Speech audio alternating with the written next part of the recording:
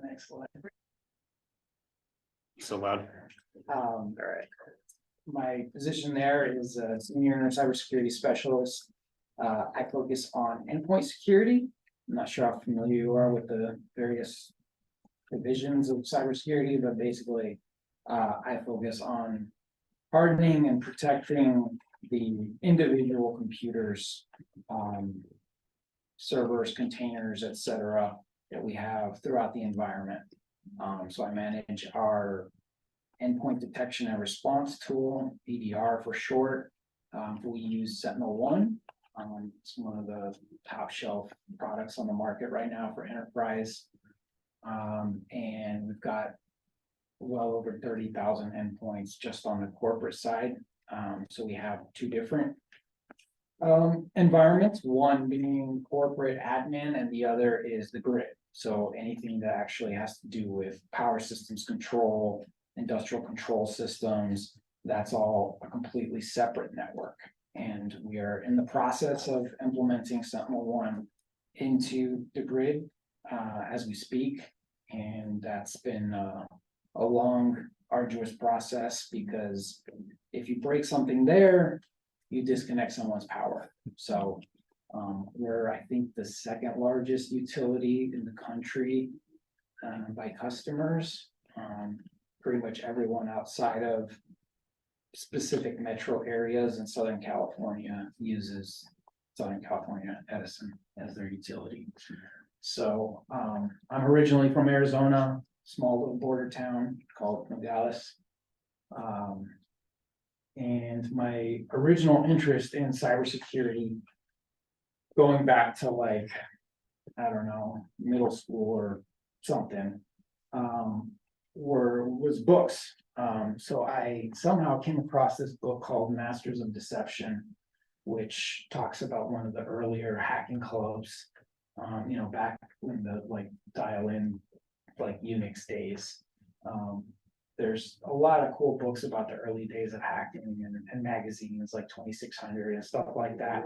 But that's kind of where I really got my start. And then there was this like online, almost like a zine, Happy Hacker, that was narrative format. So it was super interesting, but it also had like how-to stuff for Unix. And so that was very cool. The website's gone, but there are print copies of the book floating around if you're interested.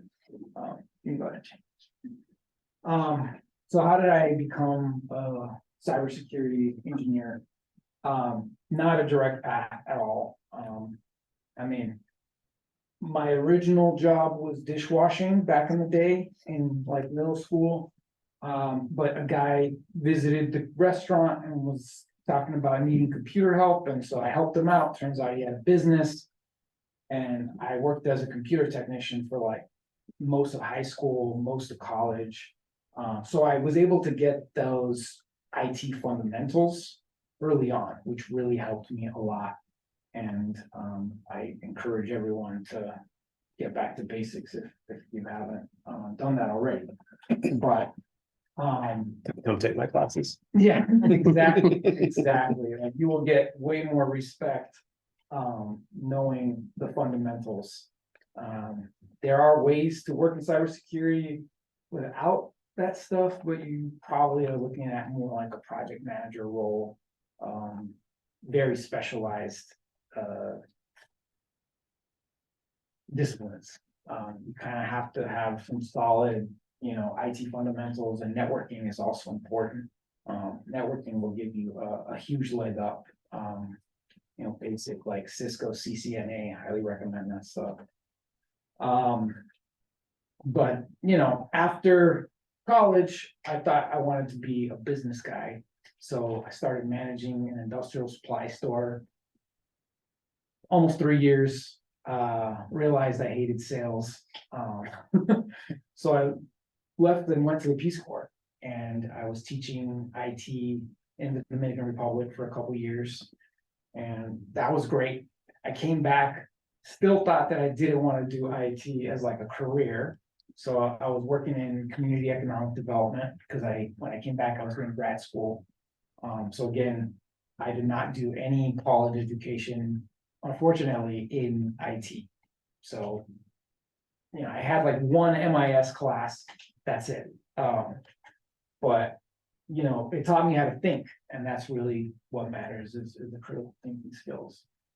So I was working in economic development, and I ended up moving to LA, 2013, coming up on 10 years here, and had a hard time getting a job down here. You gotta know people, you gotta have connections, all these things. And so I ended up getting a job in Pasadena at the Ninth Circuit Court of Appeals as an IT technician, back in IT. And I did that for a couple years, got promoted to the IT supervisor of the building, did that for a few more years. We had the OPM hack, Office of Personnel Management, in 2018. That's when China, during a major national holiday, hacked into a Windows XP computer sitting somewhere in Washington, D.C., and stole, unpatched, obviously, and was able to steal the personnel records of the entire federal government. Anyone who has ever applied or worked for the United States government up through that point, their personnel files are out there now. And so that was when the court finally decided to take security seriously. So they started buying all these tools and, doing the thing, right? But not many people were stepping up. So I volunteered to start working on that stuff. And so I'm like getting into Splunk, I'm getting into, the Palo Alto firewall. We converted from some ancient Cisco firewalls. I started doing security awareness training. I made a custom from scratch security awareness training because, our clients, whatever you want to call them, customers, are very intelligent people. They're special. They're very special. They went to very fancy law schools. They don't want you to waste their time. So if you're going to make them take a training, it better be extremely good and extremely relevant. And that's, what I was able to deliver. And so they gave me, more responsibility and more opportunities to take training and stuff like that. Unfortunately, I kind of hit a wall with the court. They weren't creating the positions that were necessary to kind of execute on that vision, because a lot of that stuff is funded through Congress. And as you know, for the last many years, Congress is a bit dysfunctional. So I left and I went to USC, and I was working at their credit union. This was my first titled cybersecurity position, a cybersecurity analyst. And learned a lot there. Very small team. I was the only cybersecurity guy. It's kind of terrifying for the whole credit union, right? 60,000 customers, accounts, whatever you want to call it. Very small team. And so something I learned there is that you will learn a lot and have a lot of responsibility and opportunity on a small team. So if that's something that you want, and I kind of recommend it early in your career, because you will level up very quickly. Now, what does that entail? On call duty, getting woken up at 2, 3 a.m. multiple nights in a row. Maybe that's not something you want when you have kids or whatever, right? Like something to think about. Okay, when you work at a large organization, you're not going to run into that kind of stuff as much. But it worked out. It worked very well for me. I was there about 2.5 years. COVID, hit while I was starting my second year, I want to say. And that put a big strain on the finances of the organization. And they just couldn't keep up with the market, and I was ready to move on. So I had a friend that was working at Southern California Edison. And this is why I put networking down here. It is very important. My friend was working there in like corporate philanthropy or something like that. And he's like, oh, you work cybersecurity, right? I'm like, yeah. He's like, oh, we got these openings, if you're interested, and I look at them, and I'm like, yeah, I can do this. So I applied and they hired me like that, like right before Christmas. That's crazy. But it was having that connection that was able to facilitate that. It was very different from when I first got to LA, didn't know anybody, didn't have any connections. And it ended up being my wife's uncle friend that, kind of got me into the court or whatever. And it's not all bad, it sounds like a nepotism type of thing, which, to some extent, you can definitely get by without that sort of thing, but it helps. And at the end of the day, if someone's making a hiring decision, that's one of the hardest decisions they're going to make in their role. That's a big investment in someone. And so people don't want to make a mistake. And if someone else can vouch for that person, then they can at least say, hey, so-and-so, said that guy was good, or that lady knew what she was talking about or something, right? So it really helps like seal the deal and just kind of get you past that first hurdle, get your resume looked at. Because most of these jobs, they're getting hundreds, if not thousands of applications for them. So if somebody can vouch for you, that's huge. And then certifications, I do recommend them. They're not the be all end all. Even when I was in IT, I would tell people like, make sure you have the experience. Don't just memorize tests. Because somebody who knows what they were doing, who knows what they are doing, will figure it out very quickly if you just memorize the test. And you don't want that to happen. And each area has its own like respected cert. Like if you want to do red team stuff where you're actually like hacking, that's a whole different class of certifications. If you want to do management, you're probably looking at like a CISP or something like that. If you want to do like entry-level analyst stuff, you're looking at these like CompTIA security, PCNSA is through Palo Alto, which is like the premier firewall vendor that's out there right now. GSEC is through SANS. SANS is really big with like government, people with deep pockets, because they're very expensive classes. You're looking at like $8,000 for like one class. It's crazy.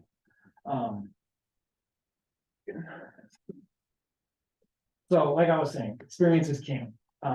Start with the fundamentals. Make sure you've got a solid understanding of IT, computers, build your own system. Get to know operating systems that you're not comfortable with.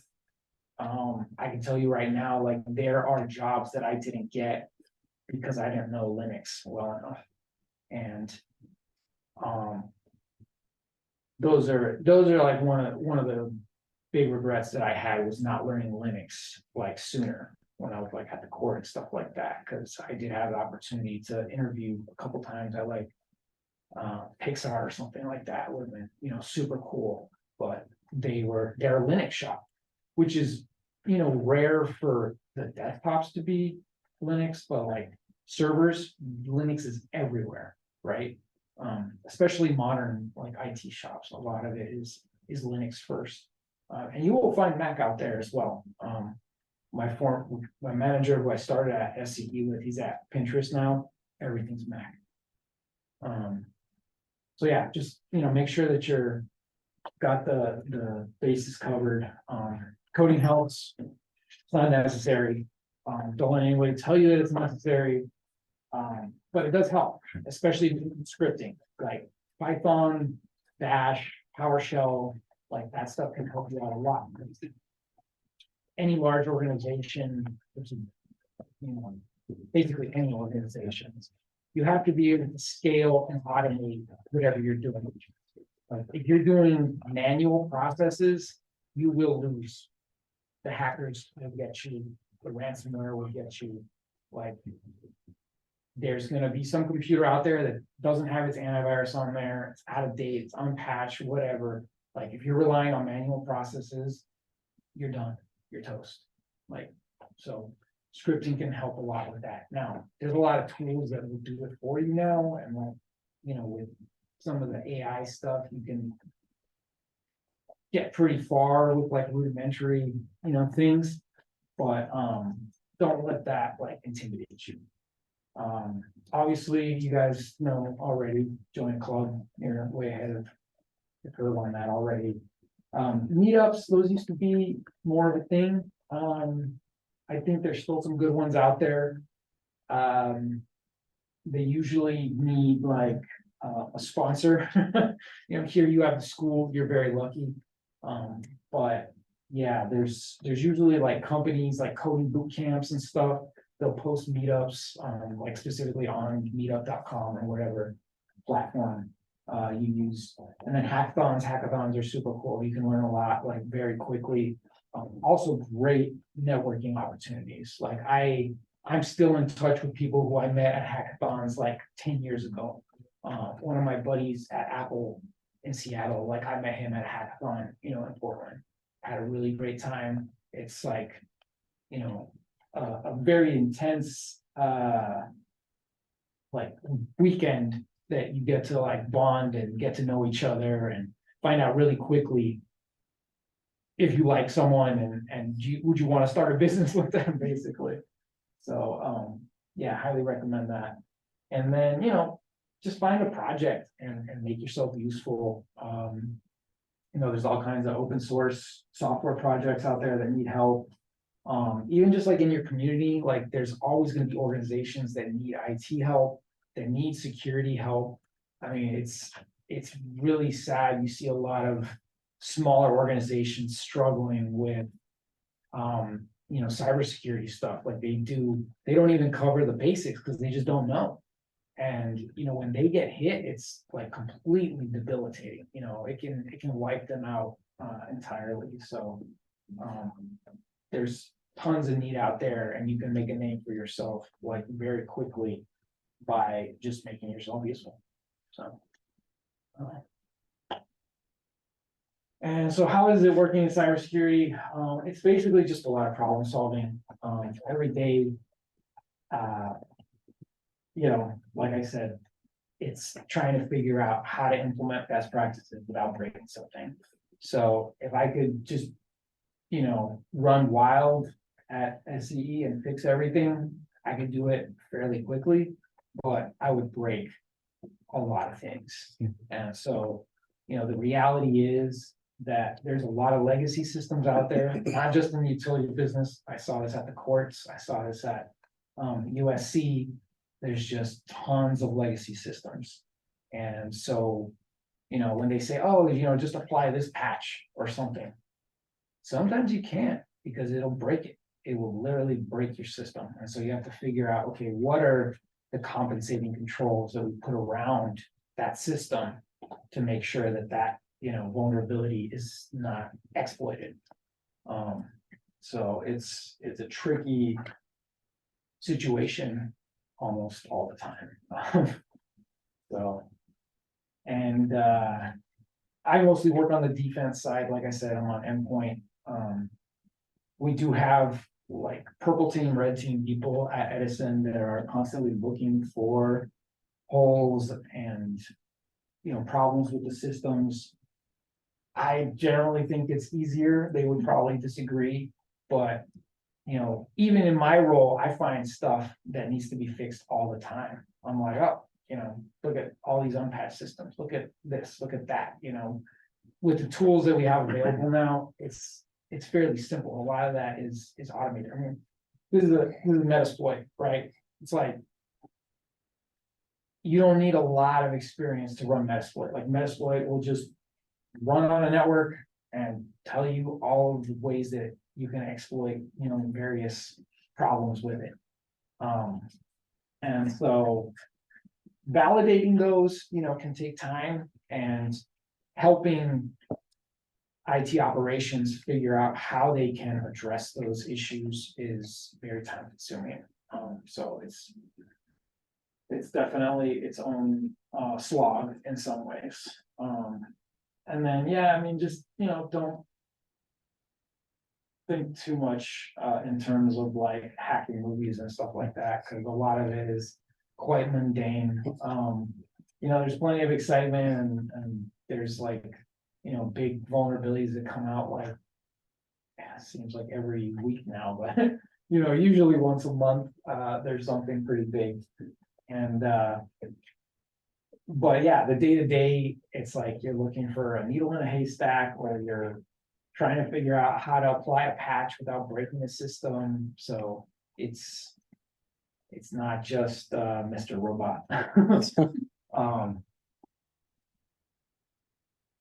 So, and then just, sorry, I meant to say this from the beginning, but like, if you have questions, just like raise your hand. Don't feel free to stop me. I want this to be as interactive as possible. Obviously, we'll have questions at the end, but like, don't feel like you need to wait until the end if I say something that just totally off the wall. But yeah, just my general thoughts about cybersecurity. It's still about the basics. I mean, we have so many fancy tools at Edison, and I had some good tools at USC and stuff. But at the end of the day, you look at these breaches and these compromises, and it's almost always either an unpatched system or social engineering. And, at the end of the day, the only way you're going to stop social engineering is to train your people very well. And that's like a big neglected area of cybersecurity. Sorry. I just wanted to say, yeah, like on the training part, my mom works for Mitel, and they send out like emails like every week or so that like are not from the company email, but like they're still like from Mitel. And if they click a button on them, they get put into a queue to redo the cybersecurity awareness training. Exactly. She's fallen for it like 4 times in a row before. And Yeah. each time it just pisses her off. Well, I'm glad to hear that it's almost weekly. That was something that I had to fight for at the credit union, because we were doing it monthly and the numbers weren't really improving. And, I just thinking about myself and human psychology, like once a month is just not enough. And that's what we do at Edison right now. There are more serious consequences. Like if you go past 4, like you could be fired over that. It was really funny though, because on one of the days she had emailed her boss about like her calendar or something, like she was scheduled for a certain day, and then she like asked for like certain time off. And then she immediately got one of those emails, but it was like regarding time off. Oh, wow. So she clicked on it thinking that it was that. It was very timely. Yeah. Yeah, that used to be, I mean, that can be one of the funner parts of cybersecurity, is coming up with good phishing simulations. Yeah. That was something I really enjoyed when I still did that at the last 2 jobs, because you're trying to think of like what's out there in the news that's going to make somebody click, right? And what time of day should I send it? Yeah. When they're, low on glucose or whatever, and they're more likely to click. It's also really like easy to just copy and paste a web page. Yes, and now with generative AI, it's much easier to create convincing emails. We're not seeing the same level of grammatical mistakes, or obviously foreign speaker wording of emails. So yeah, it's getting tougher, and so we have to continue to step our game up. But yeah, and patching, it seems like it should be easy, but again, like you can break stuff with it. Organizations are generally, I would say, a little too conservative with the patching. Like it's not as bad as it was 10 years ago, when doing Windows updates was kind of rolling the dice, and you didn't know if your computer was going to come back from a blue screen. So I'll add a comment. I used to get, this isn't part of the security awareness here at Citrus, but I used to get emails from Greg Schultz and like pretty regularly. I feel like they've maybe updated the email filter at this point, but I used to get emails from Greg Schultz saying, contact me right away. I have something that I need, to sign off on, or things like saying, oh, your mailbox is 98% full. Click here to, reset. So don't fall for this kind of things. Yeah, those specifically, we call them business email compromise. those have been a big thing the last few years, and especially smaller organizations, it's very, very scary for them because, you know, an attacker can just go on LinkedIn, figure out the organizational structure, and they say, okay, this person reports to that person. I'm gonna have this person ask that person to wire money to, you know, X account, and it happens all the time. So yeah, the training is key. There are also systems that you can put in place, obviously the email filter, they've gotten a lot better. But you know, they can require some decent investment and some decent tuning. And then, yeah, just having like the processes, like the controls in place, where it's like, okay, one person cannot by themselves make the decision to wire $100,000 to some foreign bank account. Like that just should not be possible from an accounting perspective, right? But you know, I have another question. So if you have things that are hosted in the cloud, like Citrus hosts their email in the cloud through Microsoft Exchange, right? How do you deal with patching that type of stuff? And I mean, obviously you kind of move some of that, the onus of that to whoever your cloud provider is, but how do you go about making sure that that type of stuff is secure? Like I'm sure Edison has tons of stuff in the cloud, or maybe not, I don't know, but we have some, and like most organizations, you know, we don't want to deal with email anymore. Yeah. Nobody wants to manage their own email anymore. Which I understand, because when I first started at USC, it was on-prem Exchange and it was a nightmare. But you are putting a lot of faith in the cloud provider. And as we just saw this past summer, I think it was, you know, Microsoft government cloud was compromised, again, by a nation state actor. You know, specifically in this case, it was China, and they were trying to get intel on Secretary of State Blinken's upcoming visit to China. And so they were able to recycle a token from the consumer side. So they, you know, either themselves or they bought it on the open market, you know, the dark web, whatever you want to call it. They got an exploit for pulling a site token that was valid for the consumer side, and they were able to recycle that on the FedRAMP, like US, which is supposed to be the most secure Microsoft cloud product, and they totally compromised that email environment, like completely.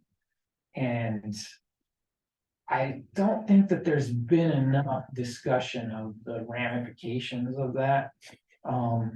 Just because it's like, well, you know, if they had been running it themselves, they probably still would have gotten, you know, everything stolen. But the whole point of them migrating their email to Microsoft in this government cloud was that they didn't have to worry about it. And turns out they still have to worry about it. So there's really not a whole lot that you as a consumer can do. I mean, I guess pick your provider wisely, and, you know, thinking that Microsoft, you know, they're one of the biggest players and you would expect them to be, you know, among the best. They're also the biggest target because so many people use them. So am I going to be better off using Proton Mail? Personally, probably. But who's to say? You know, at the end of the day, you're putting your faith in some other party. And I mean, sometimes you can at least have like code audits and stuff like that, which theoretically, you know, somebody was auditing Microsoft. And you know, if you look at the deep dive on that attack, it's not pretty. It's, you know, again, not basics not being followed. So there's a lot of work to do in cybersecurity. A lot. And yeah, just, you know, beware hype cycles, the cloud, AI. When I was in college, it was when they first started talking about outsourcing. And everything was gonna get outsourced. That was one of the reasons I thought that I didn't want to work in IT anymore, was because everything was gonna go to India. I was like, well, why am I gonna learn this trade if it's all going to India? Don't believe the media. The media likes to predict stuff, and it very rarely turns out the way that they predict. It's actually fun to go back and look at the back issues of some of the big magazines and The Economist and stuff like that, and just see how wrong they were. Which is not surprising, because if they actually did know what was gonna happen, people would be making a fortune in the stock market, which, you know, they're not. So we can go to the next slide. And then general career advice. Like I said, networking is important. Don't be annoying. Make sure you do your research. Like, if you're gonna approach somebody, know about their business, know about their career, know about their role, whatever it is. You know, have some kind of relevant, like, hook for them, right? And then I think probably do what you love has kind of faded. I don't know if that's still like a thing, but, you know, again, when I was in college, it was like, do what you love, you know, blah, blah, blah. And then I feel like after the financial crisis, it got a little bit more practical. No one does what they love anymore. I mean, No, I'm just kidding. I'm just kidding. I'm not saying to do what you hate, or, you know. Yeah. But, and I mentioned the book at the end of the presentation, So Good They Can't Ignore You, the book by Cal Newport. And he basically talks about how if you get really good at something, and you can only get really good at something if you, like, have a bit of passion around it. And being good at something also can make you passionate about it. And so it's like figuring out, what is that thing that I can be really good at? And then you can look around and be like, okay, I can apply that skill in this context that I have interesting or whatever. But if you just think like, oh, I like listening to music, so I want to be a producer or something like that, like, there's a disconnect between the activity that you like and what the actual job and discipline entail. And you won't know that unless you've actually worked in that. So just don't get it back. Just that helps. And then, yeah, application documents. I still see a lot of resumes with, you know, obvious errors, cover letters that, you know, definitely could have used some proofreading, stuff like that. You know, it's a competitive market. Just make sure that you're, you know, putting your best foot forward. And a lot of times, even if we're not overconfident, we're hesitant to ask other people for help. But even if you're a really great writer, like, I guarantee you will miss something, or you'll be too verbose, or you'll do something that the average reader is kind of like, I don't know about this, right? So just make sure that you have another set of eyes, preferably like 2 or 3, on your application documents. And that's all I had for prepared remarks. Any questions? I know you mentioned some tools in the beginning. Most recently on the forensics workshop, we worked on like Wireshark and Autopsy to look at like a virtual hard drive. Are those kinds of tools, say, like, still relevant, or things that you see? Wireshark is extremely common, and not just in security. It's used for troubleshooting all the time. Yeah, absolutely. Proficiency with Wireshark, I highly recommend. Yeah. And Autopsy, you know, there's a ton of forensic products for, you know, memory analysis and stuff like that. They all kind of work fairly similar, you know, it's more about knowing what to look for. But, you know, some of them have been around a long time, so, yeah. But definitely still in use, yeah. What would you say, like, the, I guess, market or like amount of people that you see doing reverse engineering in the cybersecurity like space?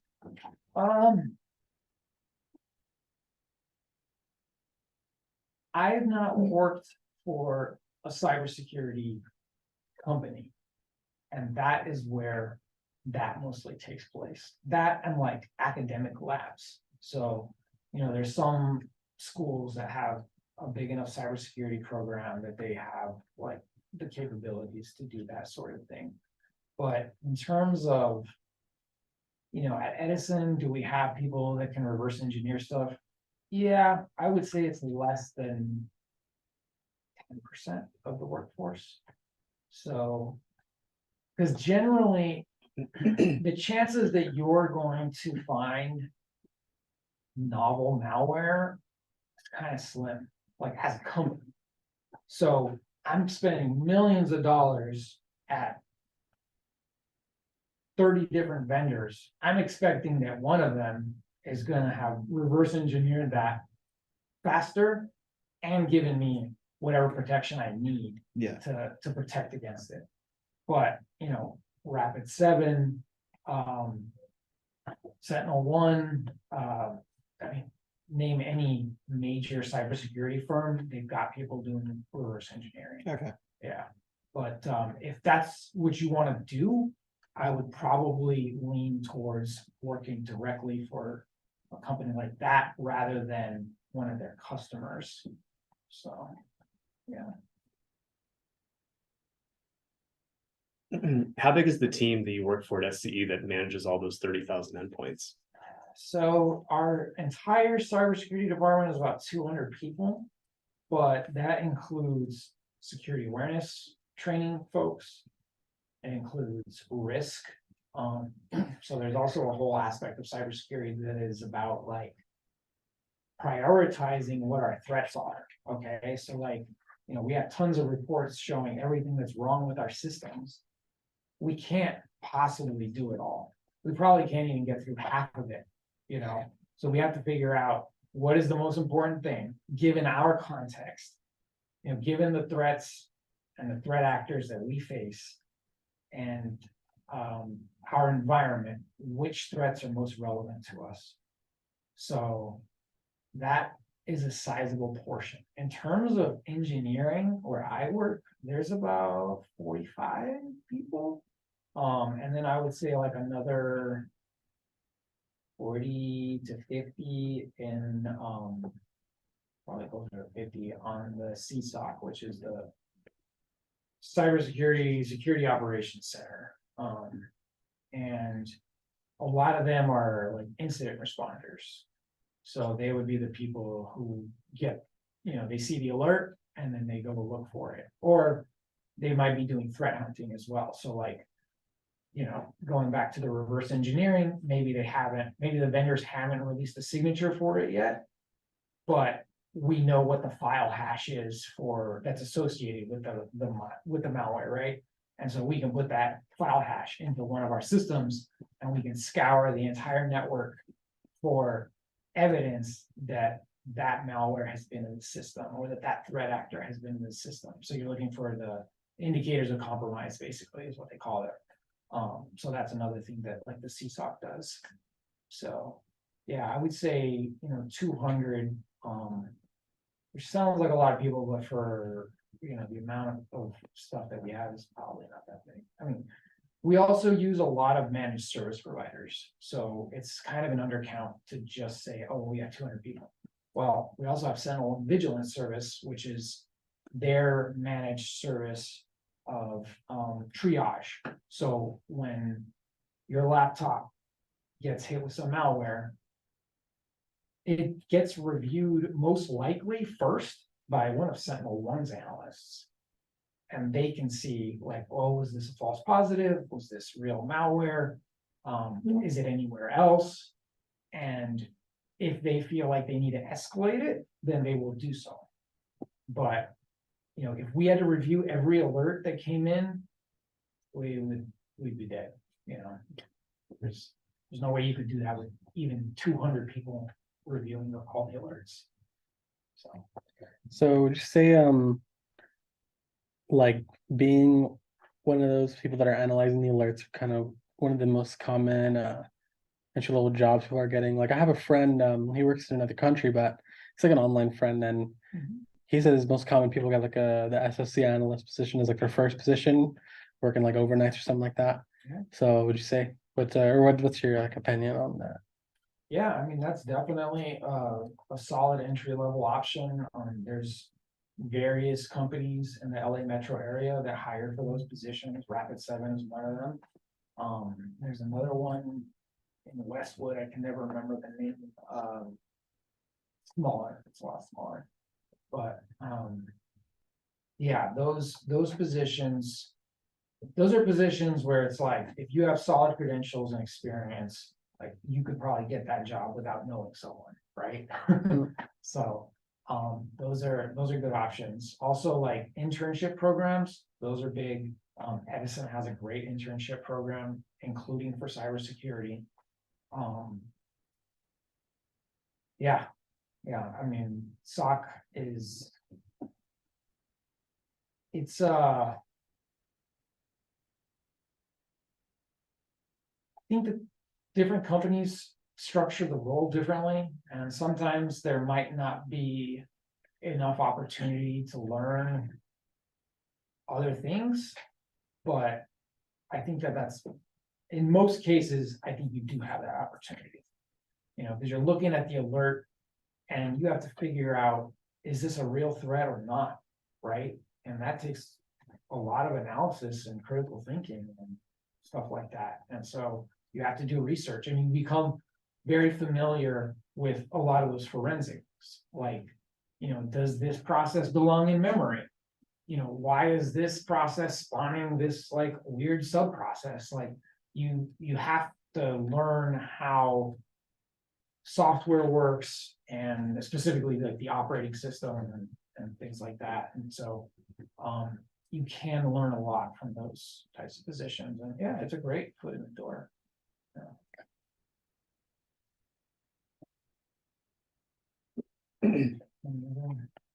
What are the, so you mentioned the internship program at SC. What are the, I know we talked about it a little bit offline too. What are the requirements for that if people are interested? Yeah, so currently it's a 4-year, they hire 4-year degree students. And at least that's my understanding of what the current system is for cybersecurity. There are other internship programs. I don't know what their requirements are. It could be totally different. But I have made the case that, you know, we should extend that to through their programs, because I feel like, you know, there's obviously plenty of talent at those schools. And a lot of them have more specialized programs too, that kind of lean harder into cybersecurity. So but yeah, currently it's a 4-year program, you know. And you know, you come in for a semester, I think, and you work with the various teams, and someone like me or one of my colleagues will assign you like various tasks. It might be documenting a new tool, or like something, reviewing logs for, you know, stuff. And you know, based on how it goes, they meet at the end of the internship and kind of decide, okay, who are we hiring permanently? And based on funding, based on how you perform, we'll offer you a permanent position, or we'll invite you to apply again for, you know, the next round of internships. So, but it is competitive, and I don't know what the percentage is. I should ask of hires, but I would say it's relatively substantial. A lot of the people that are in the program were interns, and yeah, I mean, my manager is a former intern, and yeah, I want to say it's almost like an exception to get hired if you're not an intern. So they have a really good pipeline. I don't think I've seen a better internship program as far as like big companies. Not that I'm like super well versed in them, but like it's it's an ongoing commitment, and they've developed a really good pipeline. And I would say that they have one of the more diverse cybersecurity teams that I've seen. And I'm sure that the internship pipeline has helped a lot with that, so.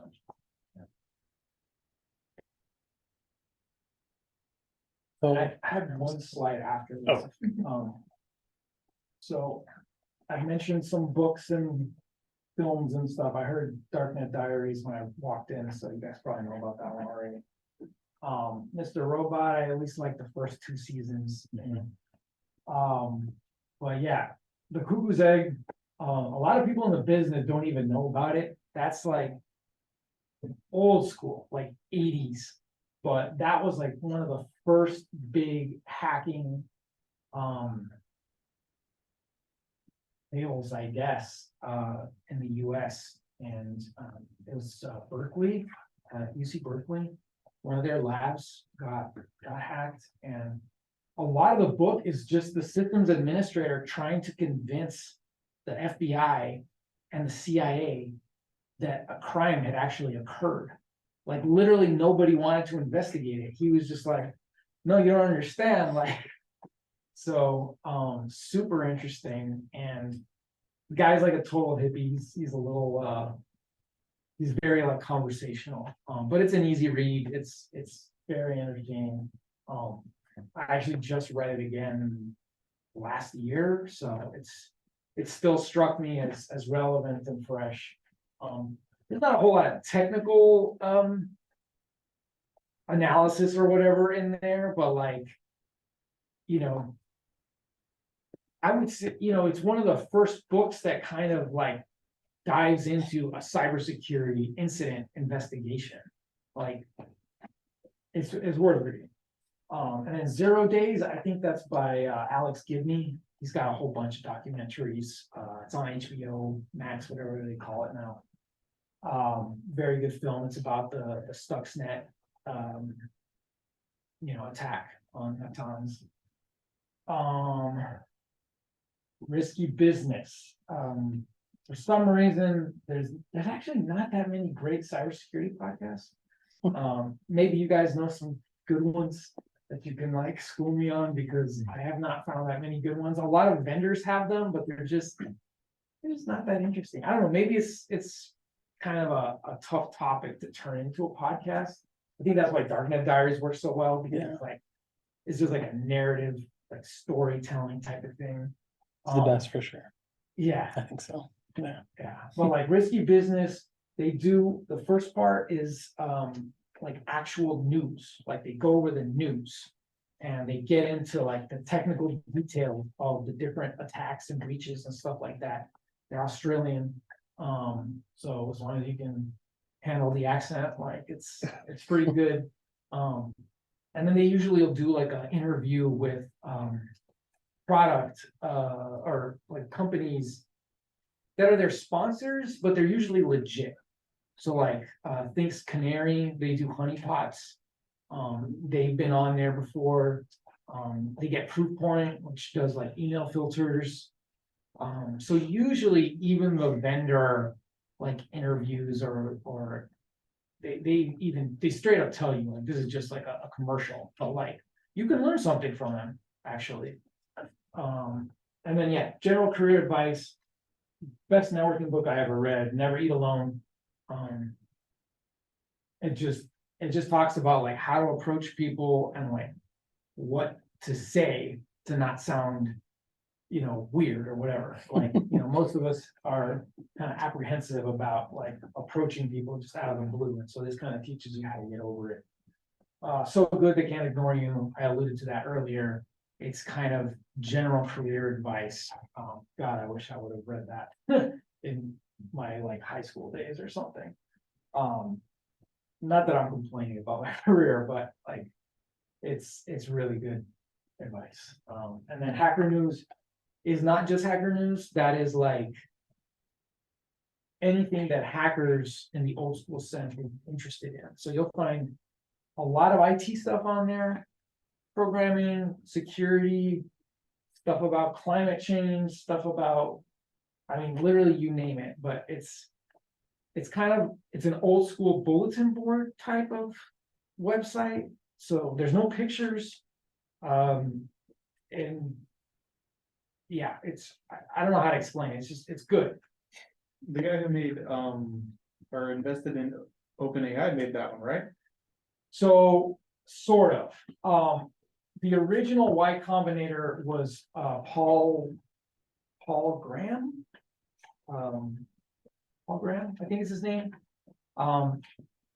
He's like old school, big tech money, not to be confused with Paul Allen of Microsoft, but, yeah, I forget what Paul Graham was into, but he founded, Y Combinator.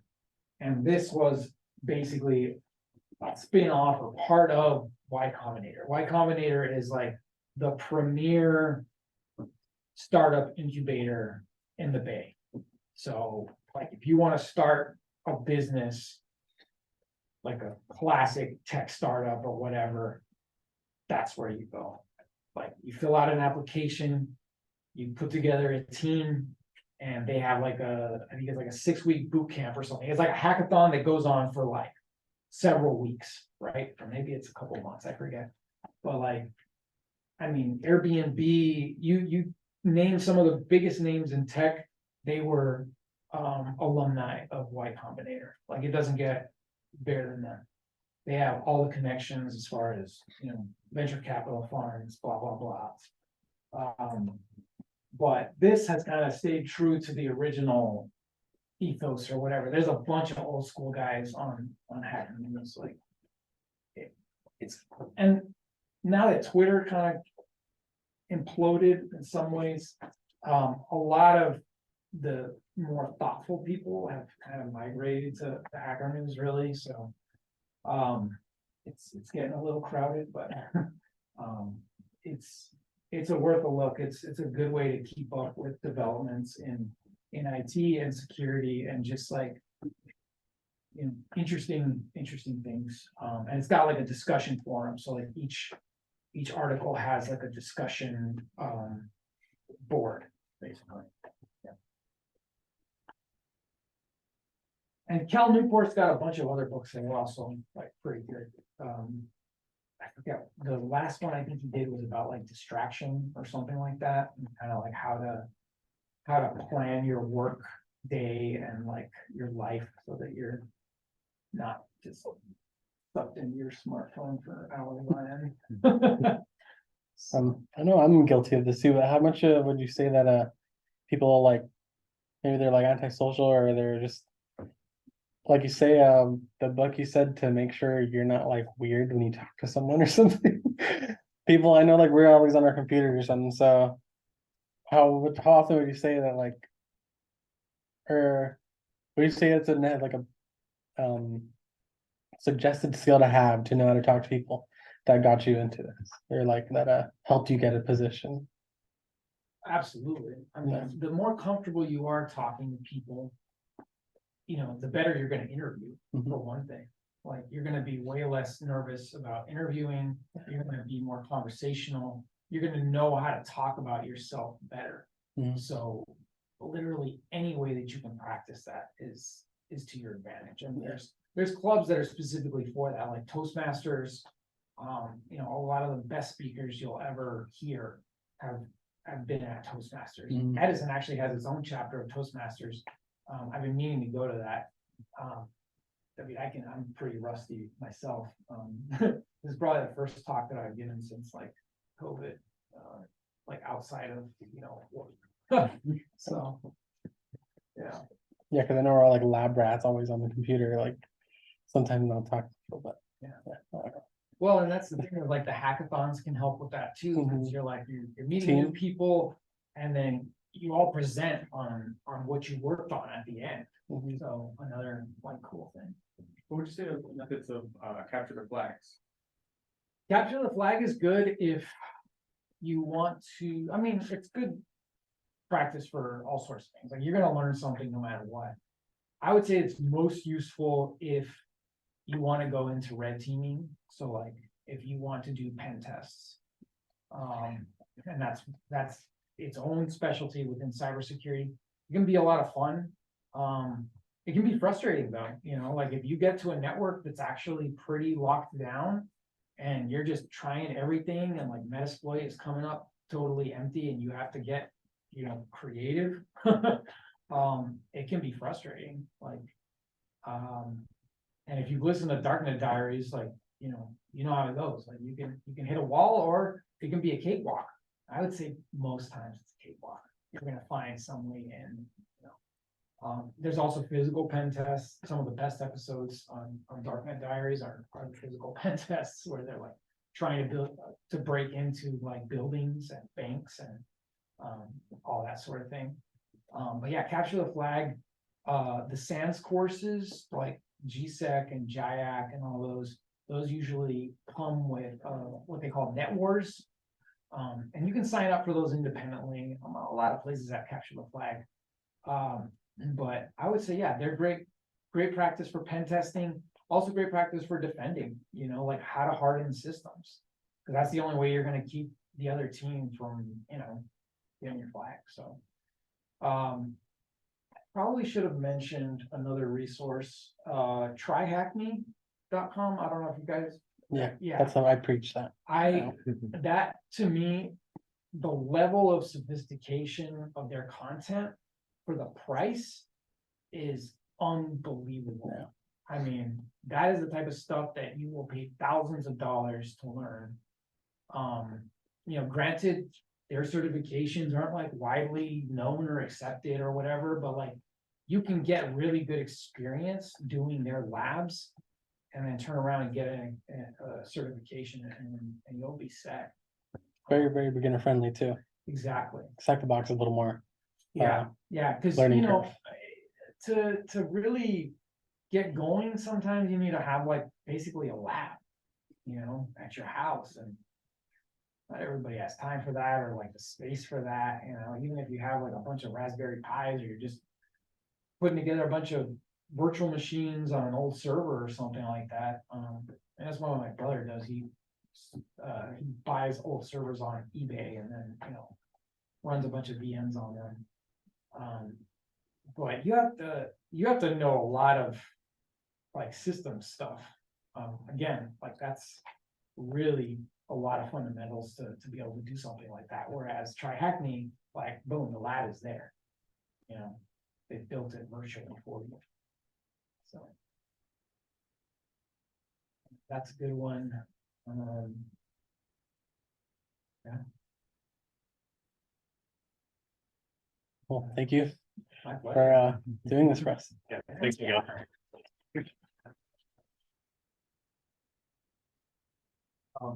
Matt's got my email, so if you have any follow-up questions or something, feel free to share that with them. So yeah, just one more. So you said the workshops, or not the workshops, the internships. So is it like year round? And you said mostly for upper level undergraduates? Yeah. Okay. It's usually like junior year, Okay. and it's year round. Yeah, we Okay. have both semesters, and then we usually have summer interns as well. So for those that are juniors and seniors in college. Is this like all around, or just the one in Irwindale, or? So the cybersecurity team is based in Rosemead, at the general office, you know, like a campus there. But there are the grid team, the people who specialize just on grid stuff, they are based at other locations. So like Alhambra, Irwindale has a data center. So they do have positions that are based. I don't know, you know, what the internship situation looks like at those. But yeah, grid is kind of its own entire department. So you said something about containers. Would you say Docker and Kubernetes is like a fundamental of what you do?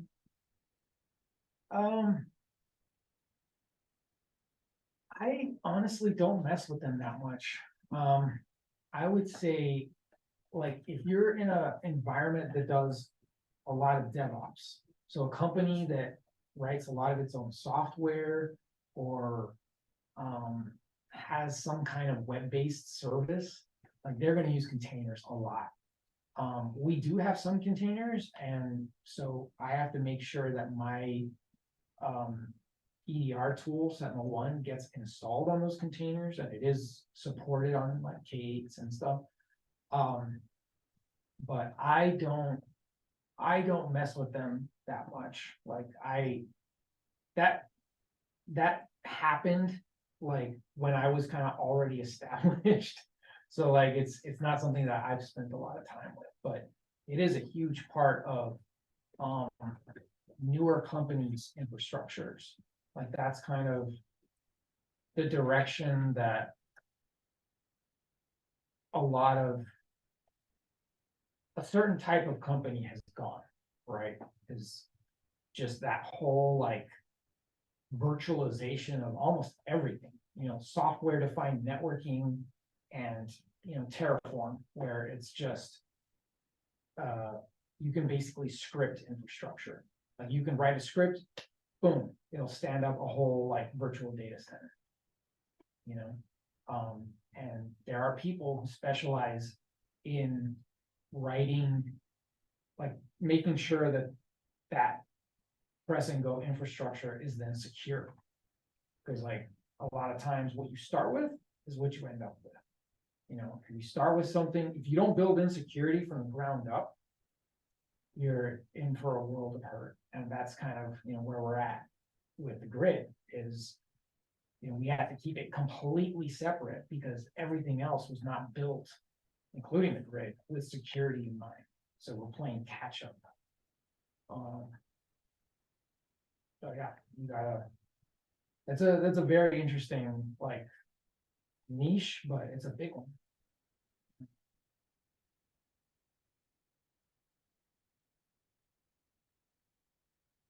Well, All right. thank you. Thanks, Miguel. My pleasure. One more thing, picture. Okay, sure. You guys okay taking a picture? Yeah. All right, awesome.